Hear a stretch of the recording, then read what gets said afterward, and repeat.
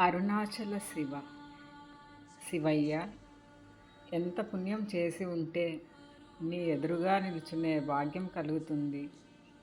ఎంత జ్ఞానం కలిగి ఉంటే అనువనువనా నిన్ను దర్శించే స్థితి లభిస్తుంది.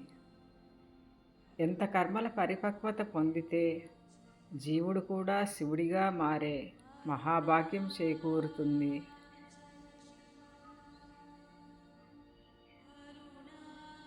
అంత పుణ్యము, జ్ఞానం, పరిపక్వత నాకు లేదు.